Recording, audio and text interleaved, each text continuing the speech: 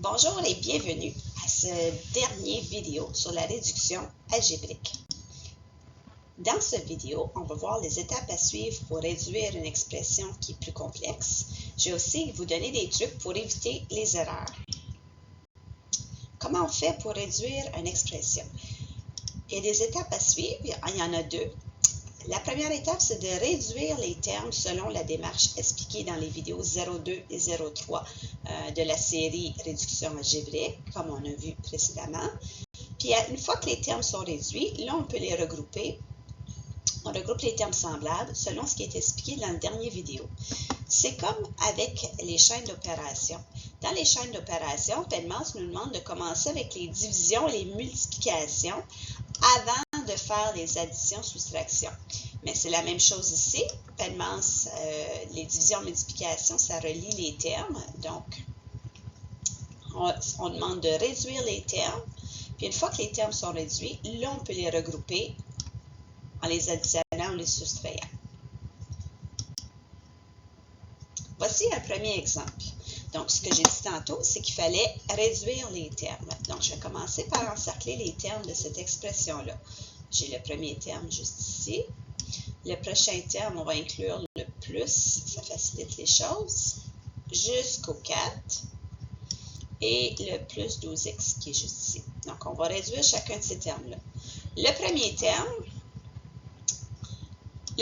terme contient une parenthèse et dans cette parenthèse-là, il y a plus qu'un terme. Il va falloir appliquer la distributivité. On va distribuer le facteur qui est à l'extérieur de la parenthèse sur chaque terme de la parenthèse. Vu qu'il y a deux termes dans la parenthèse, on va distribuer deux fois. Donc, 8x fois 3x, on obtient 24x à la 2, x fois x qui donne x à la 2. Le 8x fois le moins 4, on obtient moins 32x. Dans le prochain terme, il n'y a pas de parenthèse, donc on n'a jamais multiplié les nombres ensemble, les variables identiques avec les variables identiques. Donc 8 fois moins 4, 2 plus 2 fois moins 4 qui donne moins 8. J'ai un x au carré qui suit. Puis le plus 12x, il est déjà sous la forme réduite. On a notre coefficient, 12, et notre groupe variable qui est x. Maintenant, nos termes sont tous réduits. Donc, je vais prendre le temps de les réencercler. 24x au carré, moins 32x, c'est réduit. Moins 8x au carré, c'est réduit. Plus 12x, c'est réduit. Je peux les regrouper maintenant. Je vais regrouper ceux qui sont semblables. Il y a le 24x au carré qui est semblable au moins 8x. Et il y a le moins 32x qui est semblable au plus 12x. Donc là, je vais aller écrire ce que ça donne.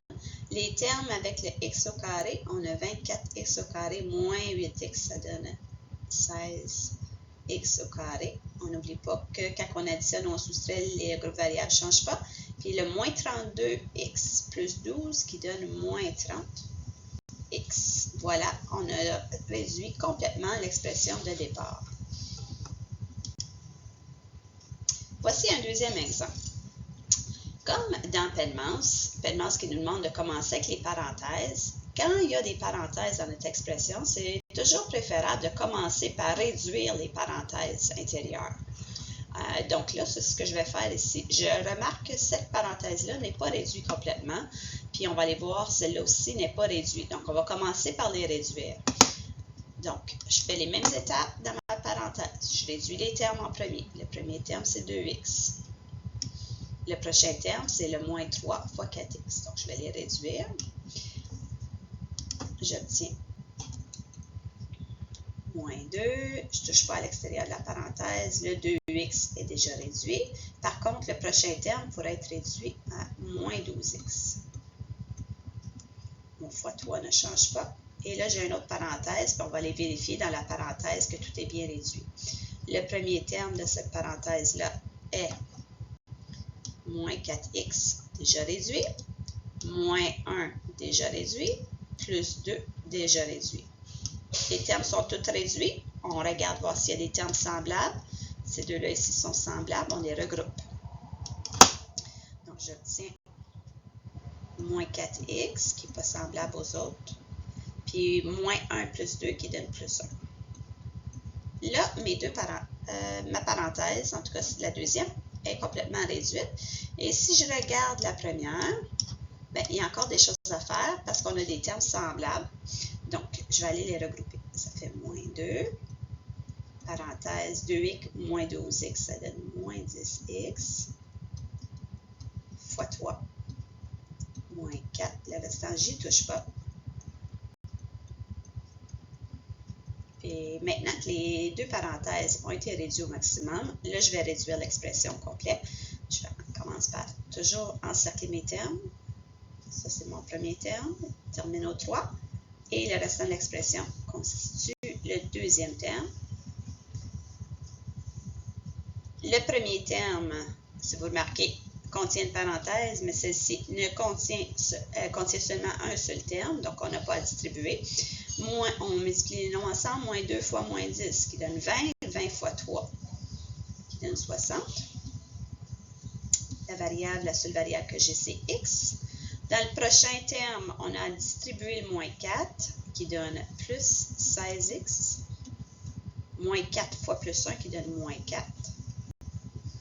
Et là, j'ai juste à regrouper les deux termes qui sont semblables, 60x plus 16x, ça donne 76x moins 4. Donc, on voit que l'expression de départ, qui était assez complexe, a été réduite considérablement à ce qu'on voit à la dernière étape. Et voilà un dernier exemple.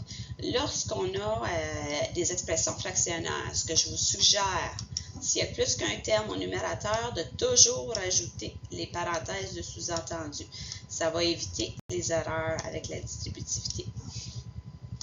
Donc là, si je regarde ça, on commence par réduire les parenthèses. Ils sont déjà réduits. Dans ce cas-ci, on est chanceux. On peut réduire maintenant l'expression complète. Le premier terme dans l'expression complète, c'est toute cette expression fractionnaire-là. Et la deuxième expression fractionnaire, c'est mon deuxième terme. Le premier terme contient une parenthèse. Cette parenthèse-là contient plus qu'un terme, donc il faut distribuer. On distribue toujours tout ce qui est à l'extérieur de notre parenthèse, mais dans le terme. Donc, ce que je vois à l'extérieur, c'est un divisé par 2. C'est ça qui va être distribué. Donc, je prends mon 4x, je le divise par 2. Je prends mon plus 5, je le divise par 2. Dans le prochain exemple, il y a deux choses dans le prochain terme, il y a deux choses à distribuer, le moins et le divisé par 4. Donc, on applique le moins à chacun des termes. On obtient moins 3x. On divise ce terme-là par 4. On applique le moins au prochain terme. On obtient plus 1 divisé par 4. Et là, il me reste juste à regrouper mes termes semblables. Il y a celui-là ici. Un terme avec un x, celui-là. Puisque les coefficients sont des fractions, je vais devoir les mettre sur le même dénominateur pour pouvoir les additionner. Puis les deux termes que j'encercle en jaune sont également semblables. C'est deux termes numériques. Je vais les regrouper également. Donc, j'ai besoin d'un dénominateur commun. Ici, pour les termes avec le x, je vais choisir 4. Donc, ça devient 8x sur 4. Et ici, pour les termes numériques, je vais choisir 4 également. 10 quart moins 3x sur 4 plus 1 quart. Et là, je peux faire l'addition. 8x sur 4 moins 3x sur 4. J'obtiens 5x sur 4. Puis plus 10 quarts plus 1 quart, ça donne plus 11 quarts. Et voilà. Là, maintenant, il faut juste s'assurer que les fractions, les coefficients ici sont bien réduits. 5 quarts, ça ne se réduit pas davantage, ni 11 quarts. Donc, on a terminé.